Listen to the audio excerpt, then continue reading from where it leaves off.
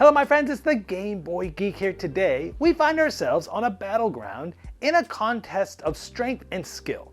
You'll summon your inner warrior, grab their deck, and face off in an explosive combat where only one fighter will stand victorious. Brawlhalla, the card game, is for 2 to 4 players, takes 20 to 40 minutes to play, it's for ages 8 and up, and published by Maestro Media.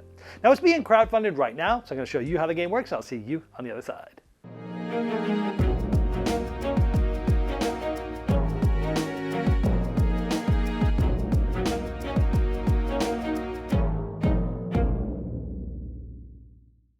This is a crowdfunding preview, so all the art and components you see here are not final. These are prototypes. To see the most up-to-date art and components, check the link in the description of this video. Here we have the arena set up for a 1v1 battle. And at the top there, you can see the 2 legends that are selected for this game. Now at the beginning of the game, you're going to be able to choose which legend you'd like to play as. Now each of these legends come with their standee and a huge legend character card, and on this character card that is foil looking, it also has the legend power that you'll be able to use throughout the game. But in addition to those, you'll also have a specific double-sided weapon card that has different uses and different weapons on each side of those.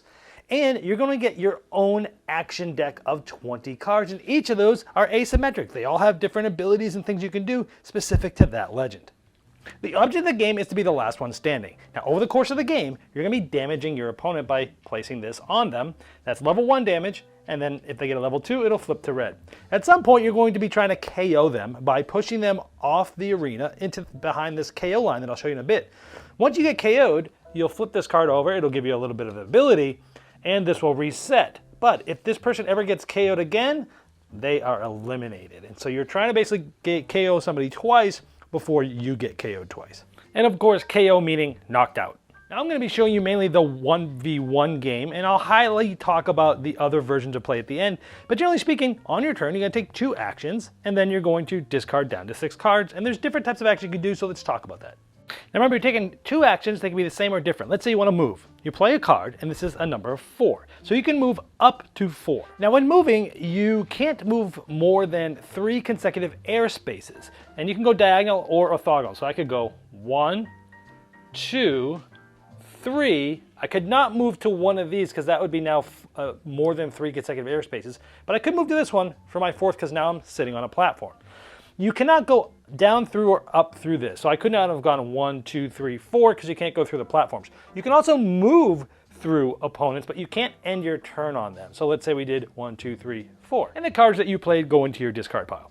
However, instead, let's just say we didn't move that far, we moved here. Another thing you can do is fight. Now, generally speaking, you can fight and attack any adjacent spot. However, you can't hit somebody who's on a platform like this, so you couldn't attack through the platform, if you will. But instead, I could have ended my movement here and been right next to him.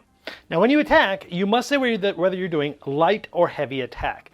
Now if you don't have your weapon yet, you must do a light attack. Even though you start with a weapon card, you don't actually have it yet. You have to gain it by getting a flaming sword that's on the board. And these actually start out in the bottom quarters of the board. I had sort of removed them through the move example there. But you need to go get that in order to actually use your weapon for a heavy attack. So at this point, maybe at the beginning of the game, I don't have it yet. Then the attacker typically will put a card face up in front of them. However, as I mentioned, all the legends have powers. And his power is during light combat, if they're the attacker, they actually place it face down. So the other player wouldn't even get to know what that is. Then the defender will place 1 or more cards to try to defend. Now they didn't know what this is. Normally they would. We flip this over. They have to at least match it to try to successfully defend here. Now, the attacker now can add cards, and then the defender can add cards. And you keep going back and forth until one of these 2 players pass. So the attacker might say, you know what, I'm going to add 1 here. And the defender might go, you know what, I'm just going to pass. So at this point, the attacker would win. So they would take 1 damage as we talked about earlier. However, if the defender at least equaled or has more than the attacker when this player passed, then no damage is dealt and all these cards are discarded. However, let's say that they had moved through or ended their turn on the flaming sword and they actually have the weapon. And this time they want to do a heavy attack. So in this case, they play a 4. It's going to be face up now because this was only for light combat. Now during the heavy attack, they can only play 1 card. And to defend, the other player must also play 1 card exactly matching the value. Here, 4s.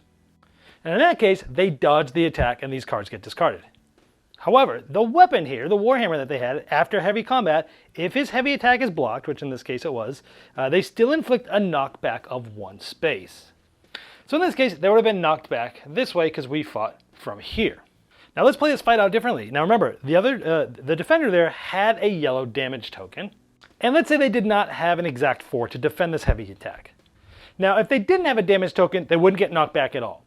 If they have a yellow damage token like now, they get pushed back 1 space. If they had a red, they get pushed back 2 spaces. So where do they go? Well, let's keep looking. Let's just say they had that yellow damage token, they got pushed back 1. And the card that we played also has a knockback of 1. And so they get pushed back into this virtual space here.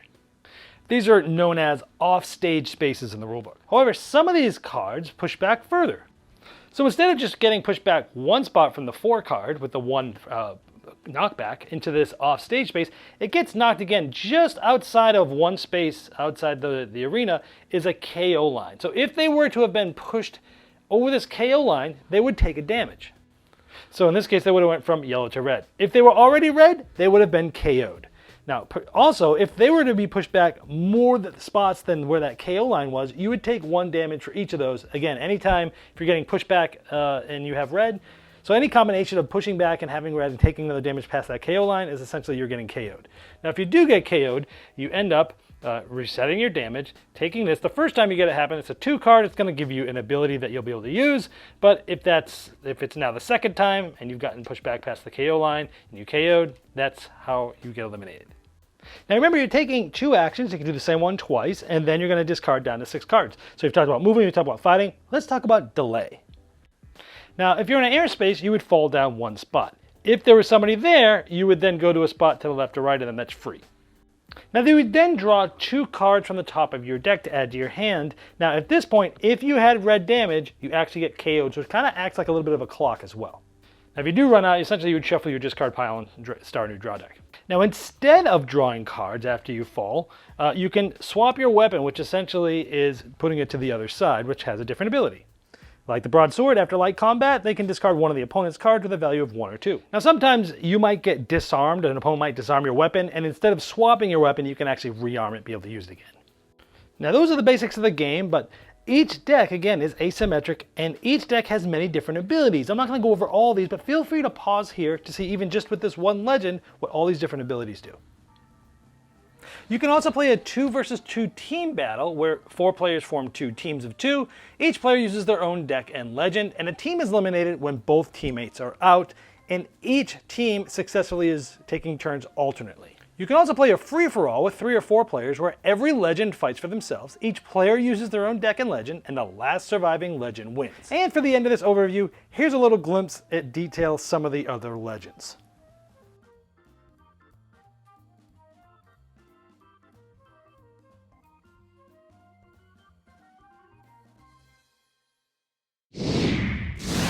Well, there is Brawlhalla, the card game. Now, as I showed in the overview, you'll be using card play with your mastery and wit to build cunning strategies, read your opponents, and unleash devastating combos. Now, if you'd like to see the most up-to-date art and components and all the different pledge levels available, you can click the link below me right in the description of this video. Now, that's going to bring you directly to the crowdfunding project page, and I'm sure that Maestro Media would love your support.